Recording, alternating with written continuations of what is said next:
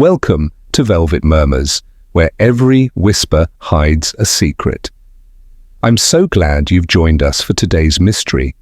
Before we begin, tell us in the comments where you're tuning in from. We love hearing from mystery lovers all around the world. The Woman Who Sat in the Rain. Chapter 1. The Lady in the Rain.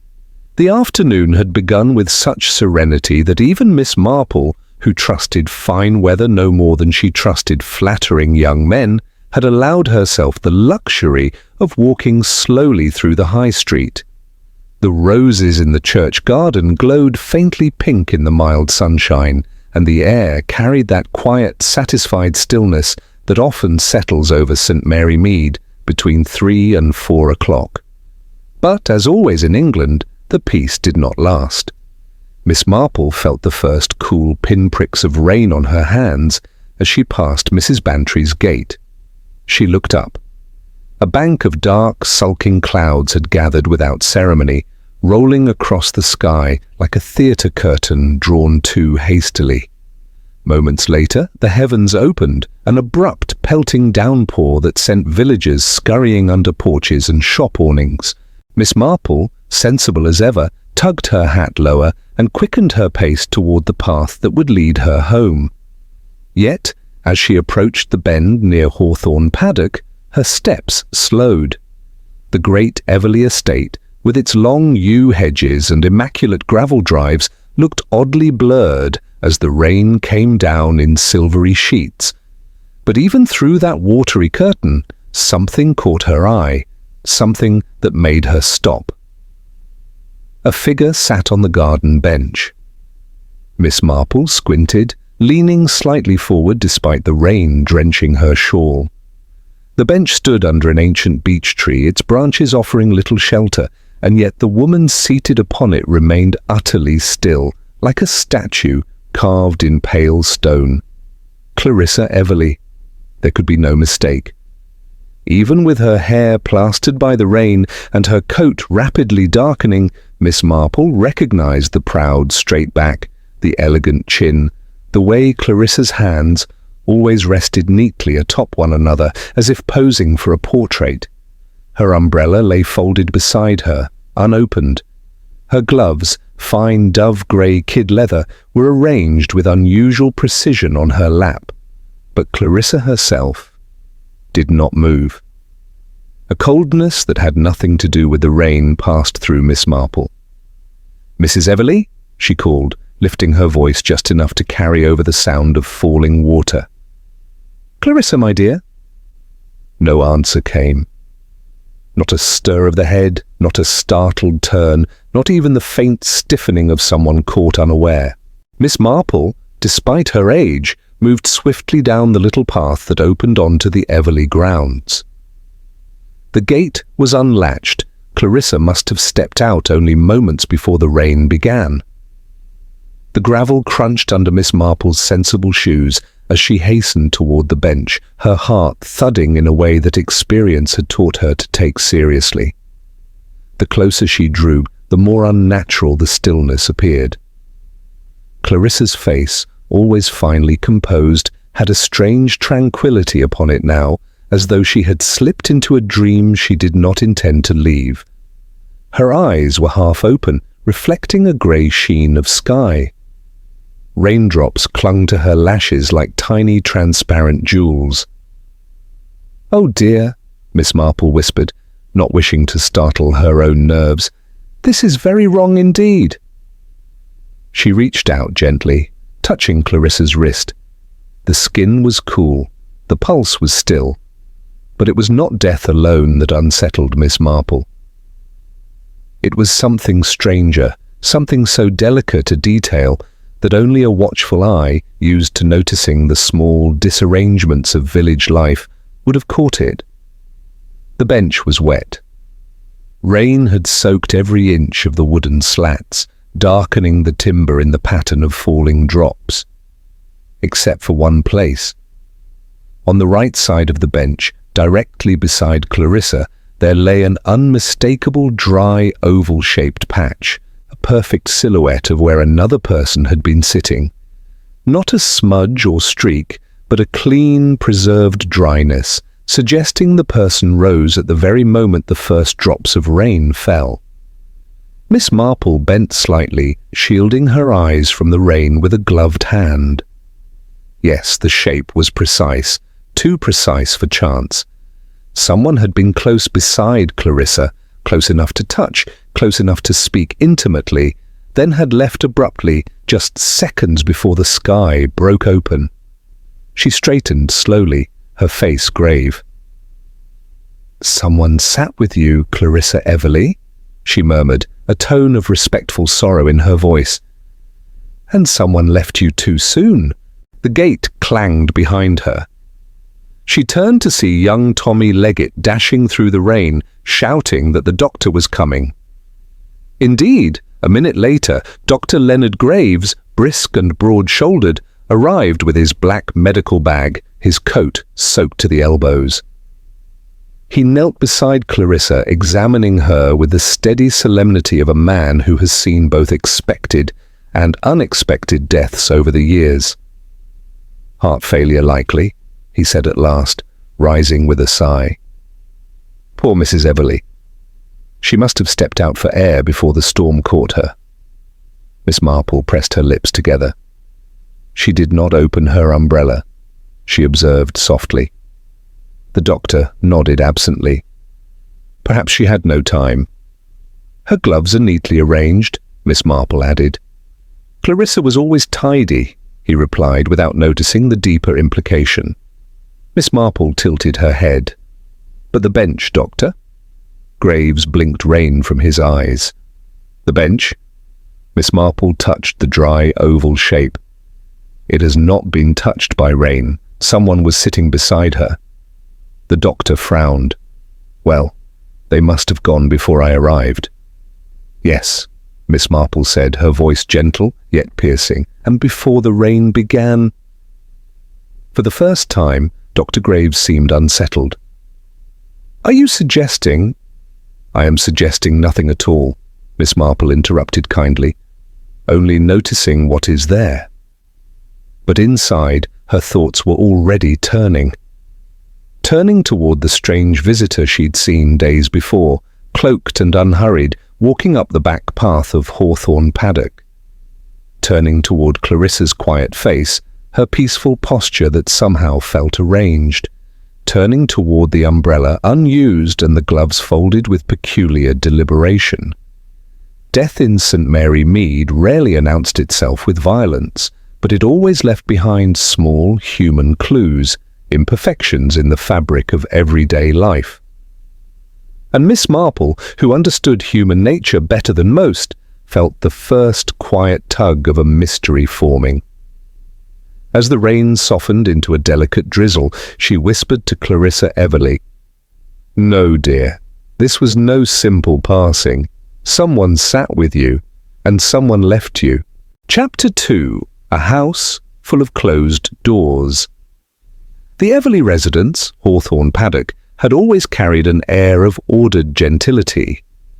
Even in grief, its gravel path seemed too neat, its hedges too obedient, its stone steps too polished. Miss Marple approached with quiet resolve, her steps soft against the damp earth left by the morning rain. She carried no flowers, only compassion, and a mind already weighing possibilities. The door was opened by Agnes Colby, the housekeeper of 20 years, who wore an expression so strained it looked as though it had been pressed into place by force. Her eyes were red-rimmed, though not entirely from sorrow. "Oh, Miss Marple," she breathed, clutching her apron. "Terrible, terrible day. Poor Mrs. Everly, God rest her soul." Miss Marple offered her gloved hand gently. "My dear Agnes, I only wished to pay my respects. I know how devoted you were." Agnes bobbed her head, then stepped aside to let her in. "No visitors today," she murmured. "Just the family. It's all so sudden." Miss Marple nodded sympathetically, though she noticed the housekeeper's fingers twisting together, ringing and ringing, as though squeezing out a truth she dared not release.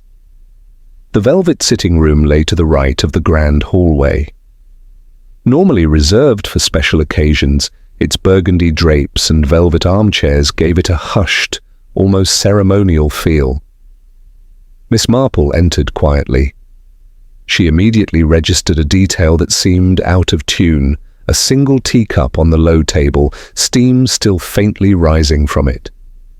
Only one. Mrs. Everleigh never took tea alone in this room. It was her company room, a place for conversations of significance. Miss Marple's eyes softened, though her mind did not. She filed the detail away. Before she could look further, Evelyn Hartwell stepped into the doorway. Tall, slender, and pale as parchment, Evelyn had the kind of face whose sadness seemed permanent rather than prompted by circumstance.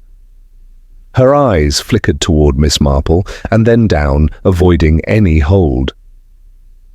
"Thank you for coming," she said quietly. "Aunt Clarissa admired you greatly. She appreciated women of perception." Miss Marple inclined her head politely. "She was a woman of fine character and great dignity. I am deeply sorry for your loss." Evelyn's lips trembled, but not quite from sorrow. "Yes. Well, none of us expected—" She trailed off, then swallowed. "I'm afraid I'm not myself today." "Naturally, dear." Miss Marple's gaze drifted downward, and she noticed it at once: wet grass stains clinging to the hems of Evelyn's shoes. A curious contradiction, considering Evelyn had just said, "I haven't stepped outside since morning. Dr. Graves insisted I rest." Miss Marple made no comment, only nodded in sympathetic agreement. Evelyn excused herself almost immediately, gliding up the staircase as if chased by an invisible weight. Left alone, Miss Marple let her gaze sweep the room once more. The writing desk in the far corner stood open, Clarissa's favourite fountain pen resting across a blotter. Several sheets of stationery were stacked neatly, but one space showed the telltale edges of a torn-out page, cleanly removed. What had Clarissa been writing before she walked out to the garden? And who had required her words on such a day? Before Miss Marple could lean closer, footsteps sounded briskly from the hall. Mr. Albert Finch, the solicitor, entered with a leather folder tucked under his arm. He was a compact man, all precise lines and polished spectacles, with a moustache that seemed too careful to be trustworthy. "Ah, Miss Marple," he said, startled. "Didn't expect visitors." "I came only to offer condolences," she replied pleasantly. Yes, of course. Most kind, most kind." Finch dabbed at his brow, though the room was hardly warm. "Tragic business, quite unexpected. I had urgent matters to discuss with Clarissa yesterday evening, but well, too late now, too late." He glanced at the writing desk, too quickly, too nervously, and clutched his folder tighter. "Terribly busy day," he murmured, retreating toward the door. "Must get back to the office. Formalities, you understand?" Miss Marple understood all too well. Men in possession of sensitive documents rarely left a room that hastily, unless they feared what someone might find there. A gust of wind rattled the windows as the solicitor left. Miss Marple's attention was then drawn to a vase of white chrysanthemums on a side table. The petals trembled slightly, not from any draught, for the air was still, but because the vase had been moved recently. A faint circle of dust on the table marked its original place. Someone had adjusted the room. Not cleaned it, adjusted it. For what purpose? She turned as footsteps approached. Captain Leonard Briggs, broad-shouldered and impeccably groomed, despite the weather, stepped inside with a solemn expression. "Miss Marple," he said, bowing his head. "Dreadful affair. Clarissa was a dear friend." His tone was mournful, yet his eyes held something else, an intensity, a probing curiosity. "I heard you were with her when she was found," he continued, leaning just slightly toward her. "Did she, Did she say anything? Anything at all? The question was too quick, too eager. Miss Marple met his gaze with grandmotherly gentleness. I'm afraid she did not. The poor lady had already passed. Briggs exhaled a long breath, though it did not quite resemble sorrow. Terrible loss, he murmured. And then, if only one knew whether she spoke of any worry, any regret. Miss Marple allowed the silence to deepen. Captain Briggs soon retreated, adjusting his military coat as if putting armor back on. The house fell quiet. Too quiet. Miss Marple felt it in her bones, a hush that was not grief, but guardedness, like a house full of doors gently closed before one could see what lay behind them. She took one last look at Clarissa's open writing desk, the warm teacup, the shifted vase, the stains on Evelyn's shoes. A pattern was forming, unspoken, but undeniable. By late evening, Miss Marple reached her own cottage just as thunder rolled over St. Mary Mead. The skies burst open, a storm mirroring the one that had fallen on Clarissa Everleigh as she sat alone, or not alone, on the garden bench. As lightning flashed across the village rooftops, Miss Marple stood by her window, her fingertips resting lightly on the glass. Closed doors, she murmured. But doors have a way of opening when the right question is asked. And somewhere, she felt certain, someone in Hawthorne Paddock did not sleep easily that night. Chapter 3. The Torn Note and the Visitor in the Dark Coat. Morning light filtered gently through the lace curtains of Miss Marple's sitting room, settling in soft patterns across her knitting basket. Yet on the small side table, beneath her spectacles, lay an object that drew her attention far more than her half-finished scarf. A single, torn slip of paper. The one found clenched in Clarissa Everleigh's delicate hand. Miss Marple lifted it again, studying the elegant handwriting she had seen so often in Clarissa's recipe notes and church correspondence. I forgive you. The ink was fresh, the stroke steady, not the wavering script of a dying woman. Clarissa had written this moments before meeting someone, and the torn edge told its own story. This had once been part of a larger page, perhaps a letter, perhaps a draft of something she never meant the household to see. Miss Marple turned it slowly. The texture of the paper was familiar. Clarissa had always preferred heavy cream stationery embossed with faint gold borders. But the slip Miss Marple held bore no border. A more private sheet. Something tucked away perhaps in Clarissa's personal writing box. It felt less like a note and more like a confession. She sat back in her chair, her blue eyes thoughtful. If Clarissa had intended to forgive someone, that meant someone had come seeking absolution. And that person had sat beside her on the bench not long before death claimed her. Suddenly memory stirred, vague at first, then sharply defined. 3 days earlier, while returning from Mrs. Bantry's, Miss Marple had seen a figure emerging from the thick hedgerow bordering Hawthorne Paddock. A tall person in a long dark coat, hat brim pulled low, walking the narrow back path that avoided the main gate. Not a villager. She knew everyone's gate by heart. This person walked as though they wished to pass unnoticed. At the time, Miss Marple had thought it no more than one of the occasional gardeners or hired workmen who came from the neighbouring town. But now the image glowed with new significance. The visitor had not entered through the front path where Agnes or Evelyn might have greeted them. They had chosen secrecy, and no one in that troubled household had mentioned receiving guests. Yet someone had clearly shared that bench with Clarissa before the rain came. Miss Marple rose briskly. There were 2 places in St. Mary Mead where secrets inevitably unravelled, the post office and the churchyard. And today she preferred the one that came with envelopes rather than gravestones. The bell above the post office door jingled as Miss Marple entered. Mrs. Mildred Pringle, formidable in spectacles and authority, presided over the counter with her usual air of knowing more than was strictly necessary. "Good morning, Miss Marple," she said. "Terrible business about poor Mrs. Everleigh." "Quite distressing," Miss Marple replied softly. "I was hoping you might help me with a small matter. Quite informal, naturally." Mrs. Pringle straightened immediately, sensing the thrill of privileged information. "Oh, something I can look up in the register?"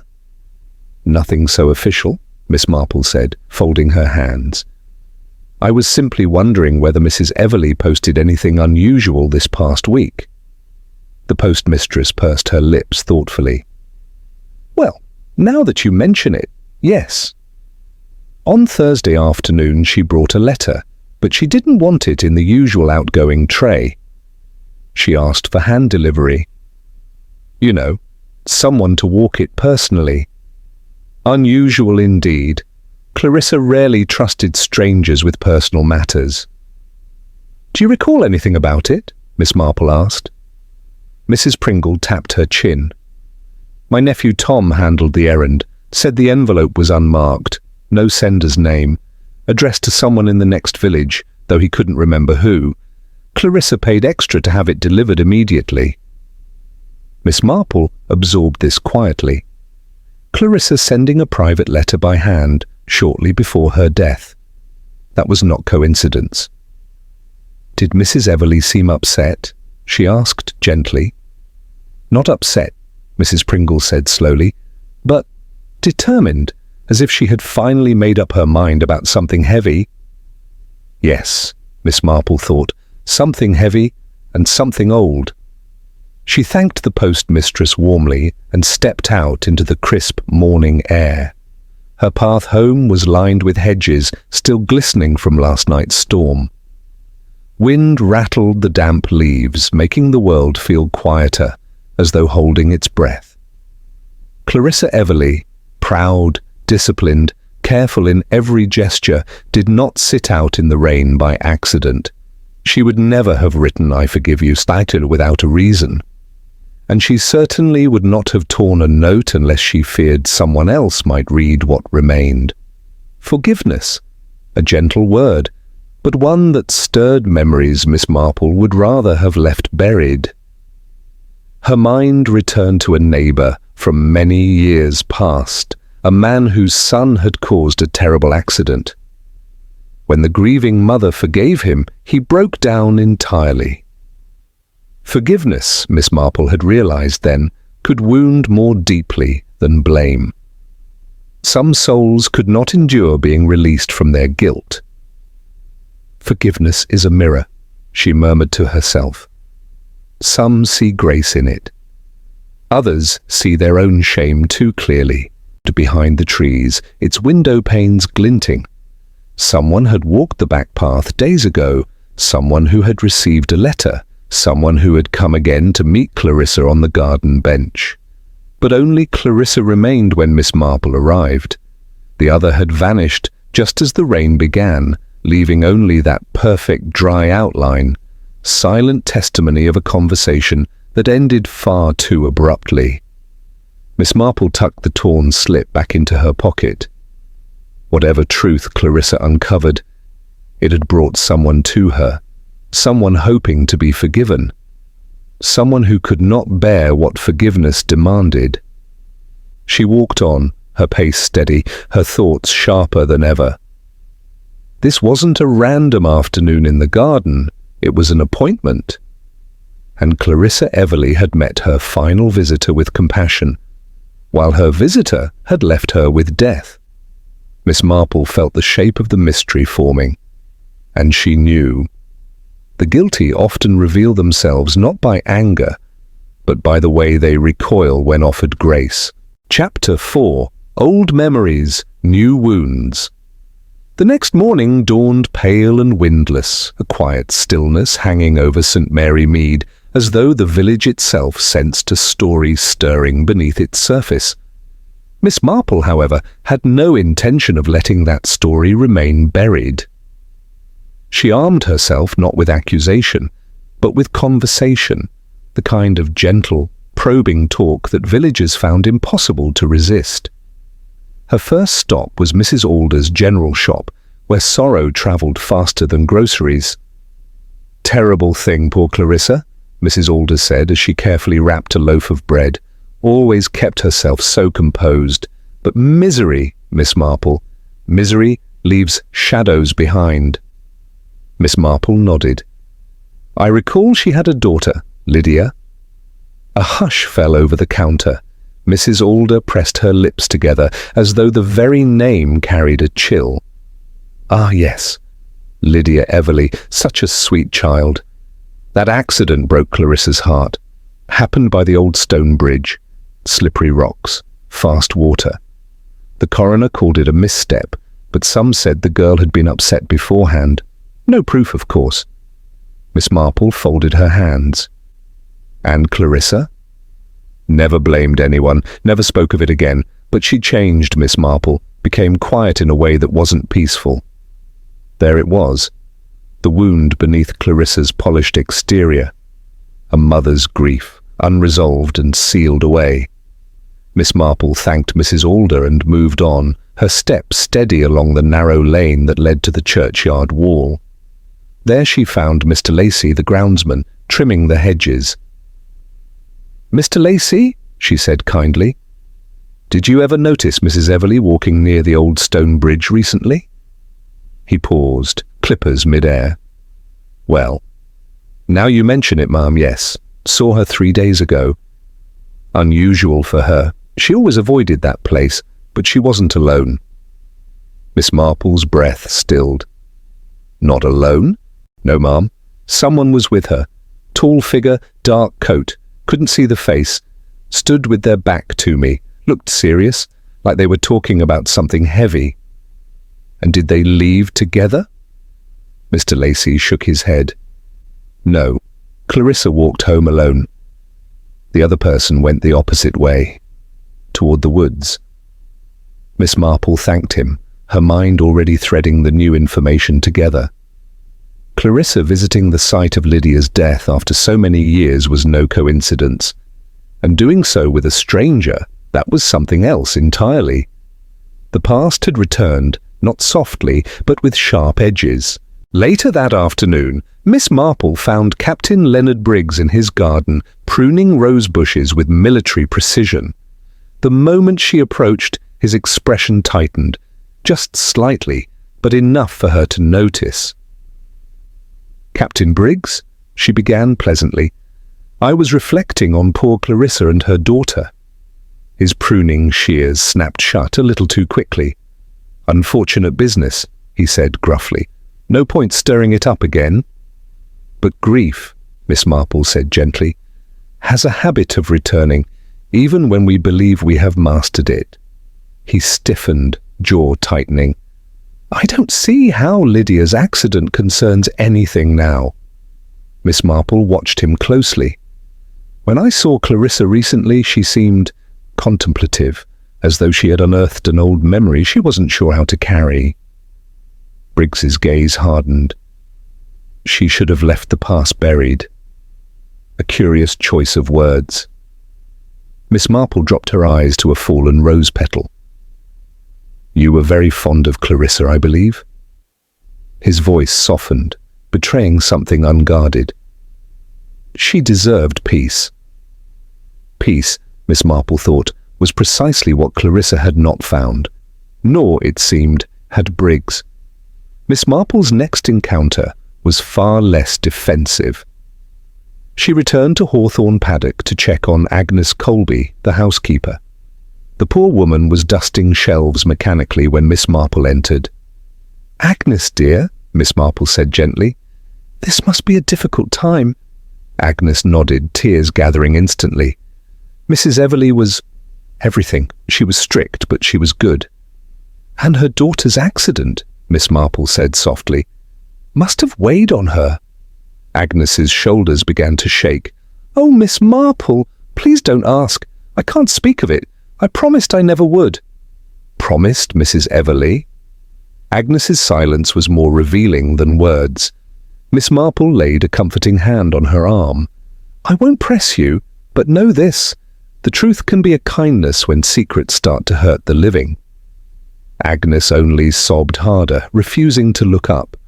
Miss Marple withdrew quietly, recognizing the barrier not as defiance but fear. She found Evelyn Hartwell in the upstairs corridor, clutching a stack of letters. Evelyn's eyes were red, though not from fresh tears. You must be exhausted, Miss Marple said kindly. Yes. This house feels colder now, Evelyn murmured. Aunt Clarissa was private. She never shared her troubles. But people rarely keep secrets without reason, Miss Marple replied softly. Especially old secrets. Evelyn shook her head quickly. No one knew anything about her past. She chose silence. We respected it. A faint tremor in her voice suggested otherwise. Evelyn turned away abruptly and disappeared into her room, closing the door too firmly for a grieving niece. Miss Marple continued her quiet exploration. Clarissa's bedroom had been left untouched, as though the air itself were holding its breath. The wardrobe doors stood slightly ajar, revealing rows of immaculate dresses. Something, however, glinted faintly from the top shelf. Miss Marple fetched a small stool and reached up, drawing down a dusty tin box, locked but light, almost suspiciously so. After gently testing the latch, she realized it had been forced open recently. Inside lay nothing but a faint scent of old paper, as though something once stored there had been removed not long before. A letter? A confession? A document Clarissa had intended to reveal? Miss Marple closed the empty box thoughtfully. Whatever Clarissa had kept hidden for years, someone else now possessed it. And secrets, Miss Marple reflected as she descended the staircase, were rarely stolen without purpose. Outside, the wind picked up again, tugging at the curtains. The house creaked faintly, like an old heart, stirring from troubled sleep. Miss Marple paused at the doorway, taking in the solemn corridors of Hawthorne Paddock, a house full of closed doors, each guarding a memory someone wished forgotten. But memories, like wounds, seldom stayed healed when touched. And someone, Miss Marple knew, had touched the past with dangerous intent. Chapter 5. The Bench That Told the Truth. Late afternoon found the village washed clean. The storm of the previous night had swept away dust and dead leaves, leaving St. Mary Mead with that peculiar brightness that comes after rain. Colours sharp, edges clear, and every sound just a little too distinct. Miss Marple walked along the narrow lane toward Hawthorne Paddock with the unhurried tread of an elderly lady out for air. Only the slight tightening at the corners of her eyes betrayed that she was going somewhere very specific, for a very specific reason. The front gate to the Everleigh property stood half open, as if the house itself had grown tired of closing things. She slipped through, her footsteps muffled by the damp gravel. There was no one in sight, no Agnes hovering at the door, no Evelyn drifting behind curtains.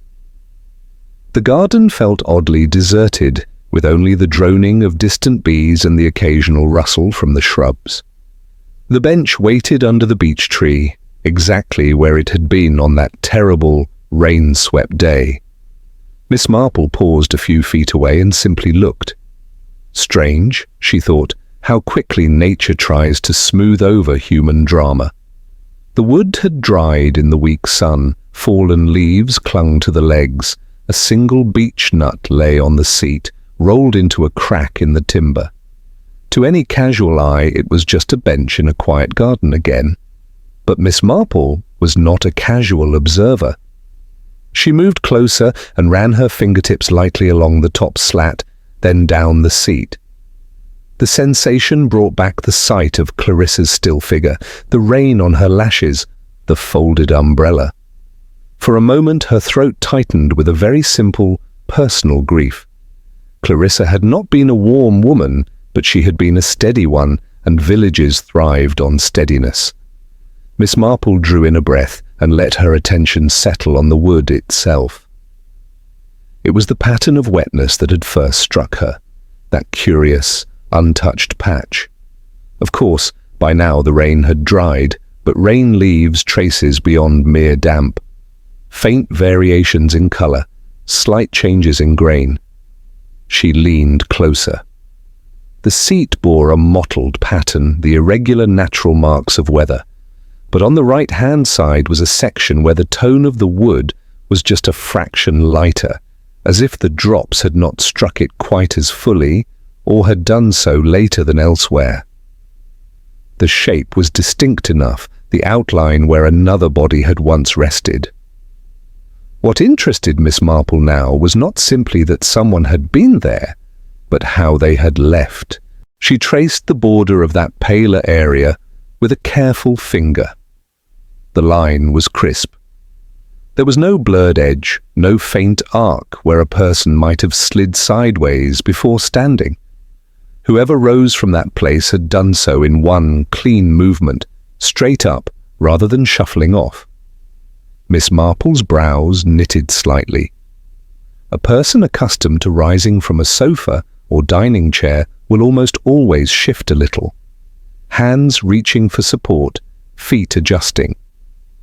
But there are others who learn a different habit, drilled into them.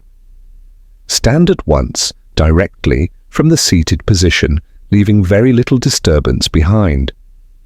Soldiers, for instance. In her mind's eye, she saw again Captain Leonard Briggs at one of the vicarage teas, seated in a delicate chair that looked unequal to his frame. When Mrs. Bantry had called his name from the doorway, he had got to his feet in a single, smooth motion. No rocking, no bracing of hands. He had been halfway across the room before some men of equal age would have fully straightened. Yes, Miss Marple thought quietly. This bench remembered that same kind of rising. She bent a little lower, ignoring the protest of her joints. The right-hand side of the seat, where the ghost of that outline still lingered, interested her in other ways too. There was a faint scent in the air, very faint, but not entirely gone. She inhaled delicately. Not Clarissa's fragrance. Clarissa had favoured a rosewater cologne, light and old-fashioned, with a slightly medicinal sharpness beneath the sweetness. This was different, drier, a hint of spice and something woody. Masculine, she thought, though she wasn't one to deny a woman any scent she liked. She straightened slowly, gaze thoughtful. Perfume or cologne can cling to fabric, hands, even to the wood a person leans against. If Clarissa's usual fragrance wasn't what lingered here, then it belonged to whoever had sat inches from her on that last afternoon. Someone close enough for scents to mingle. Her eye caught on something almost invisible in the grain near the middle of the seat. She reached into her handbag for a small crochet hook, a surprisingly useful tool in more arenas than knitting, and gently teased at the speck. It loosened with a little effort and came away between her fingers, a thread, minute but distinct, dark, almost black, with a slightly fuzzy texture that suggested fine, tightly woven wool. Miss Marple held it on her palm, studying it with a small, satisfied hum. High-quality cloth. The sort tailors reserved for expensive overcoats or well-cut jackets. The Everleigh household servants did not wear such things. Evelyn's garments favoured lighter fabrics. Clarissa's own coats, Miss Marple recalled, ran to softer greys and blues. She could think of one man in their circle who took a particular pride in his outerwear. Captain Briggs kept his coats as meticulously as his medals, dark wool, always brushed, always perfectly fitting. She placed the tiny fibre into her handkerchief and tucked it safely away. Her last inspection lay not on the bench itself, but on the ground before it. The recent storm had left the soil soft, and Miss Marple was very adept at reading mud. She stepped carefully to one side, then crouched, slowly, deliberately, to examine the patch of earth where a person might have stood after rising from the bench. There, a shallow impression, already softening at the edges, but still discernible. Too long and narrow for Clarissa's sensible shoes. The outline was familiar, the shape of a sturdy boot, with a slight inward curve on one side where the leather had worn just so, and in the front, the faint suggestion of a pattern from a sole not commonly sold in the village. She had seen prints like that before, on Remembrance Day, when veterans gathered near the war memorial. A certain style of boot carried long after service ended, partly from habit, partly from pride. She rose with care, brushing her skirt. The garden around her remained silent, but in Miss Marple's mind the scene grew clear. Clarissa sitting on the bench, perhaps a little stiff from age and emotion. Beside her, a man in a dark coat, shoulders rigid, the scent of his cologne a faint shield. Words passing between them. Heavy words. Words about the old stone bridge and a girl who never came home. A mother's loss. A man's hidden guilt. Clarissa had written, "I forgive you." That line had not been meant for some trivial quarrel. It belonged to something rooted in that bridge, that past, that daughter. And Miss Marple understood human nature well enough to know that some people, when confronted with kindness where they expect condemnation, cannot endure it. Exposure they might have borne, pity, never. The picture sharpened, Clarissa offering a peace she had earned through years of quiet suffering. The man beside her, unable to accept the weight of that mercy. A sudden movement, a shove not fully measured, the unforgiving edge of iron at the bench's side. She looked once more at the beech tree, at the bench, at the damp path with its faint, soldierly footprint. "Poor Clarissa," she murmured, "you chose to lay a burden down, and someone else chose to drop theirs on you instead." The bench had spoken. Not loudly, not dramatically, but truth seldom does. It had given her the outline of presence, the shape of a departure, the whisper of scent, the trace of cloth, the memory of a disciplined rise. Miss Marple turned back toward the house, her step no faster than usual, but her purpose quite clear. She now knew three things. Clarissa had not died alone. She had spent her last moments with a man she trusted. And it was not the rain that had killed her, but the weight of a forgiveness someone could not bear to receive.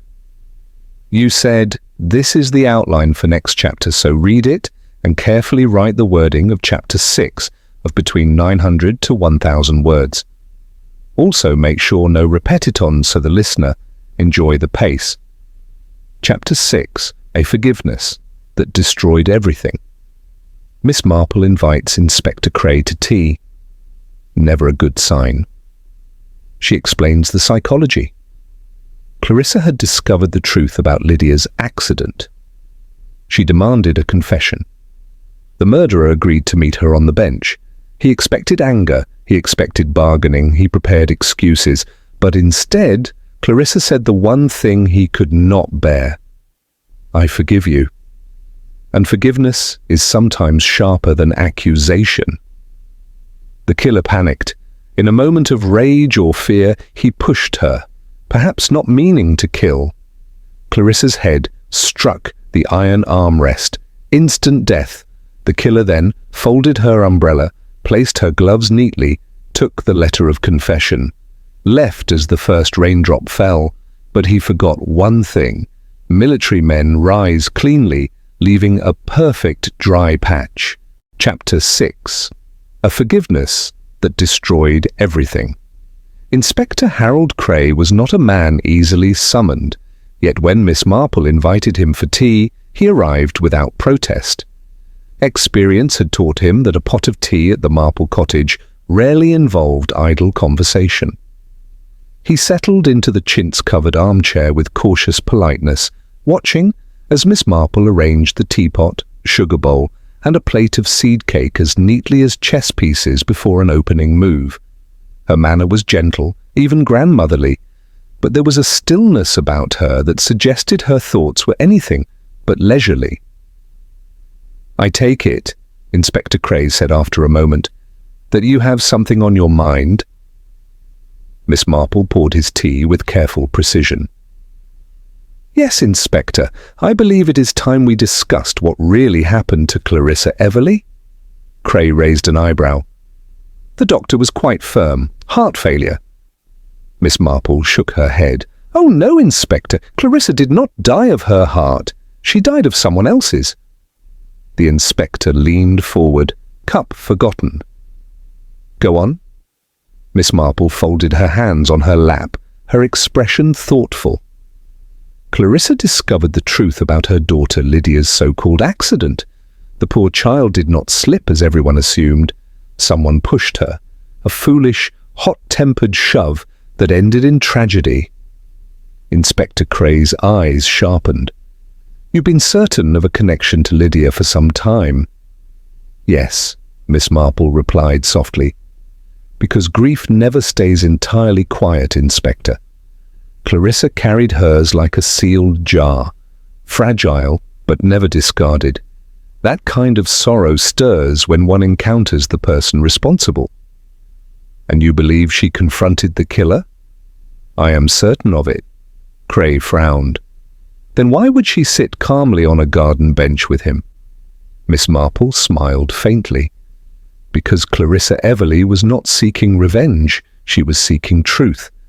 And when she obtained it, she gave something the guilty man never expected." Cray held her gaze. "What did she say?"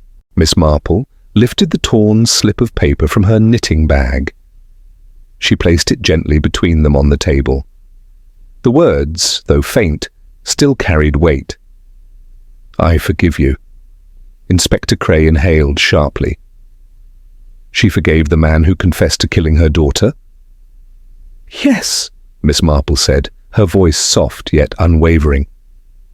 "She forgave him entirely." "And forgiveness, Inspector, is often far more difficult to endure than blame." She leaned back, her eyes reflective, almost sorrowful. "The killer came to that bench prepared for anything but mercy. He brought explanations, perhaps apologies rehearsed in private. He expected Clarissa to accuse him, to lash out, to demand restitution." Cray's jaw tightened. "Anger he could have managed." "Precisely," Miss Marple said. "But Clarissa offered kindness, understanding, release, and that pierced through every wall he had built these many years." Inspector Cray looked down at the slip. "So forgiveness destroyed him." Miss Marple nodded slowly. "In that moment his entire defense collapsed. His guilt, long buried, rose like water breaking through a dam. He panicked. Whether it was fear of exposure or a wild protest against the mercy she offered, I cannot say. But he pushed her." Cray's voice lowered. "A fatal push?" "A simple shove, I believe," Miss Marple answered. "He was not trying to kill her, only to silence her kindness or to silence his own shame. But she fell sideways and the iron armrest caught the side of her head. Death was instant." Inspector Cray closed his eyes briefly. "So the fall, not the force, killed her." "Yes," Miss Marple murmured. "He did not plan murder, but he created it with that single, desperate movement." She lifted her teacup, though she did not drink. "And panic, Inspector, can make monsters of otherwise ordinary men." Cray opened his eyes again. "And afterward?" Miss Marple's answer came gently, but with chilling clarity. He tidied her, folded the umbrella she would have opened at the first sign of rain, placed her gloves neatly on her lap as she always did, tried to give the impression she had come to the bench alone, sat peacefully and passed quietly. "But the rain," Cray said quietly. He left just as it began. Yes. He took the confession letter she had meant to keep, the one torn from her private papers. He slipped away the moment he felt the sky break, and in his hurry. She looked toward the window as though she could still see the bench beneath the beech tree. He left a truth behind. Inspector Cray waited. Miss Marple's voice softened, but carried a calm authority. He rose in the manner of a military man, cleanly, straight upward, no sideways shift. The dry patch on the bench remained perfect. A civilian rises with a shuffle, a brace of hands, a bit of imbalance. But the military are trained to rise as one motion, no marks left. I knew immediately the man who sat there was someone accustomed to discipline. Cray's brows tightened. Captain Briggs. Miss Marple did not smile, but her eyes held something like quiet confirmation. He loved Clarissa, she said gently, in his quiet, unspoken way. And he adored Lydia too, but adoration can turn to anger in a moment. A heated quarrel near a bridge, a shove, a tragedy. Guilt followed him for years. Clarissa discovered the truth at last, and she forgave him. Inspector Cray exhaled, long and slow, and forgiveness broke him. Yes, Miss Marple said, he could not bear to be given grace he did not feel he deserved, and so in rejecting her forgiveness, he destroyed her. Silence settled between them, not heavy, but solemn. Miss Marple poured herself more tea. Forgiveness is a noble gift, Inspector, but sometimes it is a mirror, and what certain souls see in it is more than they can endure. Inspector Cray rose, hat in hand, his face set with the grim resignation of a man who knew his next steps would not be pleasant. "I'll speak with him," he said quietly. Miss Marple simply nodded, her expression a blend of sorrow and inevitability. As he left, she sat alone at her table, the torn slip resting beside her teacup. Outside, a breeze stirred the garden, rustling the rose bushes Clarissa once tended. "Her forgiveness," Miss Marple whispered, "that destroyed everything." She folded the note gently, as though treating the last words of a beloved friend, and placed it back in her bag. The truth, now clear as daylight, was ready to face the world. Chapter 7. The Confrontation in the Velvet Room. The Velvet Room had rarely been used since Clarissa Everleigh's death. Its burgundy drapes and heavy upholstered chairs seemed to guard her absence in solemn silence. Late afternoon light filtered through the lace-edged windows, giving the room a muted glow, the sort of gentle radiance that softened objects but sharpened truths. Miss Marple stood near the mantelpiece, hands folded, posture deceptively mild. She had asked 4 people to join her: Captain Leonard Briggs, Evelyn Hartwell, Agnes Colby, and Mr. Albert Finch. Each entered with a different shade of discomfort. Uncertainty from Evelyn, fear from Agnes, impatience from Finch, and something far more tightly controlled in Briggs. Agnes hovered near the wall, wringing her hands. Evelyn stood stiffly beside the fireplace. Finch positioned himself close to the door, as though he intended to leave the moment propriety allowed. Captain Briggs remained by the window, his back very straight, his face unreadable. Miss Marple waited until the door clicked shut behind them. "Thank you all for coming," she began, her tone gentle but firm. "I have something rather serious to discuss, something concerning the circumstances of Clarissa Everleigh's death." Evelyn let out a soft gasp. Finch shifted uneasily. Agnes pressed her fist to her mouth. Captain Briggs, however, did not flinch. His eyes stayed fixed on a point somewhere above the drapes, as though bracing himself for something he already sensed. Miss Marple stepped closer to the center of the room. "It is now clear," she said, "that Clarissa did not die alone on that garden bench. Someone was with her moments before the rain began, someone who left a very distinct impression behind. Briggs's jaw tightened, though he still said nothing. Miss Marple continued, her voice calm. The bench told a story. Rain left its marks everywhere except on one precise, oval-shaped patch, the place where another person had been sitting. The edges of that patch were too exact for a casual rise. They were the mark of someone standing up in a single, disciplined motion. A flicker passed across Briggs's face. Miss Marple did not pause. You see, most people shift slightly when rising, a hand to steady themselves, a foot adjusting, but those trained in precise movement leave no such trace. Soldiers, for instance. Agnes gasped. Evelyn turned towards the captain instinctively. Finch looked startled. Miss Marple walked slowly toward a velvet armchair, gently tracing its fabric. There was also a scent lingering on the right side of the bench. A cologne Clarissa never wore. A dry, woody fragrance with a faint spice. The sort often chosen by gentlemen of disciplined habits. She turned her gaze to the captain. Briggs's hands were rigid at his sides. Additionally, Miss Marple continued, a small fibre was lodged in the grain of the bench, high-quality dark wool. It matches the weave of the overcoat you wore the day Clarissa died. Briggs began, but Miss Marple lifted a hand lightly. Before you speak, Captain, allow me to finish. Her voice carried a softness that nonetheless robbed him of interruption.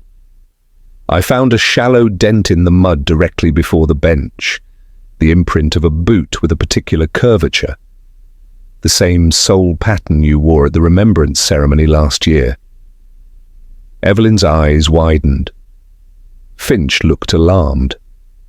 Agnes whispered, "Oh, dear Lord." Briggs's face had drained of colour, but still he remained silent, staring at Miss Marple as though measuring the depth of her knowledge. And finally, Miss Marple said, taking the torn slip of paper from her handbag, Clarissa wrote something just before she died. She held it up. "I forgive you." The room fell utterly still. Briggs closed his eyes, only for a second. But it was enough. Miss Marple placed the paper gently on the table. "She forgave you, Captain Briggs. She forgave you for something that happened long ago, something that broke her life in ways no one fully understood." Agnes burst into tears. Evelyn covered her mouth. Finch stared as if witnessing the collapse of a carefully maintained facade. Briggs's voice, when it emerged, was hoarse. "You don't know what you're saying." "But I do," Miss Marple replied gently. "I know that Lydia Everley did not slip near the stone bridge. I know there was an argument, brief, heated, and a single push, not meant to kill, but killing all the same. And I know you hid the truth. Clarissa learned of it only last week." Agnes sobbed harder. Evelyn trembled, grasping the back of an armchair. Briggs' composure cracked at last. He took a step forward, then another, until he stood directly before Miss Marple. When he spoke, his voice carried a terrible weariness. "She confronted me," he said. "After all these years, she confronted me. I expected hatred. God knows I deserved it. But she didn't accuse me. She didn't raise her voice. She forgave me." He sank into a chair, shoulders shaking with the weight of memory. "It was worse than blame," he whispered. "Worse than any punishment. I had lived with that guilt for years, locked away inside me, and when she forgave me, everything I'd buried came rushing up. I couldn't breathe, I couldn't think. I pushed her away, not in anger, but in sheer panic." Evelyn cried out softly. Agnes clutched the back of a chair as if she might collapse. Briggs' voice grew fainter. "She fell. Her head struck the iron armrest. It happened before I even understood what I'd done." Miss Marple's expression was sorrow, not judgment. "And afterward?" "I folded her umbrella, put her gloves on her lap, took took the letter she'd written. Then I walked away as the first raindrop fell. Inspector Cray stepped into the room, summoned silently earlier by Miss Marple's note. He waited at the threshold, allowing Briggs a final breath of freedom before stepping forward. Briggs rose slowly. "I loved her," he said quietly. "Both of them, Lydia and Clarissa, and I killed them both." No one spoke as the inspector took his arm. The room, heavy with velvet and memories, watched in silence as Captain Leonard Briggs was led away. A soldier defeated not by war, but by forgiveness he could not bear. Chapter 8. Rainfall and Remembrance. Morning sunlight spread gently over St. Mary Mead, softening the rooftops, warming the hedgerows, and lending the village an air of quiet renewal. For a place so small, St. Mary Mead had a remarkable ability to absorb sorrow without letting it linger too long. People mourned, whispered, remembered, and then, slowly, they continued living. Hawthorne Paddock, once heavy with tension, now rested under this gentler light. The Everley estate felt different, not cheerful certainly, but calmer, as though an invisible weight had been lifted from its rooms and corridors. The truth, painful though it was, had given the house a strange kind of peace. Miss Marple walked its garden paths with her customary unhurried grace, her knitting bag tucked under her arm, her eyes drifting toward the old bench beneath the beech tree, the place where Clarissa Everley had taken her final breath. This time, the bench did not carry the cold imprint of tragedy. The rain from the previous night had washed everything clean, leaving the wood bright and dry beneath the rising sun. A few leaves clung to its edges, and a small wren hopped along the back slat, unconcerned by all the human drama that had taken place there. Miss Marple paused before it. There was no dry patch now, no lingering perfume, no sign of hurried footsteps. Nature had gently erased the evidence, as it always did. What remained was simply a bench, warm, still, entirely ordinary, and yet it felt almost sacred, a quiet memorial to a woman whose life had been marked by dignity, resilience, and unspoken sorrow. Clarissa Everley had carried her grief alone for too long. Yet in the end, she had chosen forgiveness. It had not saved her, but it had revealed a truth long hidden in shadow. Miss Marple brushed a hand lightly along the wooden slats, then sat down, letting the warmth seep through her palms. Birds chirped above her, and somewhere in the village a distant church bell chimed the hour. She found herself thinking of Lydia, the gentle child whose life had been cut short by a moment of temper, a moment that changed the course of so many others. Then she thought of Clarissa, standing at that very spot days before her death, hearing a confession she had waited years to receive, and instead of anger she had offered grace, a grace too heavy for the guilty man to bear. Miss Marple closed her eyes briefly. "It is not storms that destroy us," she murmured, "but the hearts that cannot weather forgiveness." The breeze shifted, carrying with it the faint scent of honeysuckle. She rose slowly and looked toward the house. There were changes inside, small ones but important all the same. Evelyn Hartwell had found a new gentleness in her tone. No longer tight-lipped or guarded, she spoke with a softer cadence, as though the removal of secrets had allowed her spirit to breathe again. She had taken to sitting in the velvet room during the afternoons, arranging Clarissa's letters in careful piles, sorting memories with steady hands. Agnes Colby, too, had changed. The housekeeper's face, once etched with fear and guilty silence, now carried a calmer expression. With Clarissa's forgiveness of the past and the truth no longer locked away, Agnes no longer flinched at unexpected footsteps or hushed conversations. She dusted the mantelpieces with a lighter touch, and occasionally, Miss Marple caught her humming an old lullaby she had once sung to Lydia. As for Mr. Albert Finch, the meticulous solicitor, he had been visibly shaken. Clarissa had discovered more than Lydia's fate. She had uncovered discrepancies in some of his financial dealings, though she had chosen to handle them privately. With her death, he seemed determined to correct himself. Miss Marple learned through village whispers that Finch had donated a generous sum to the church's restoration fund, an act of penance, perhaps, or gratitude that his errors had not been dragged into scandal. Life did not transform overnight, but each person touched by the truth carried themselves differently now. Clarissa's presence lingered in the house, not haunting it, but softening it.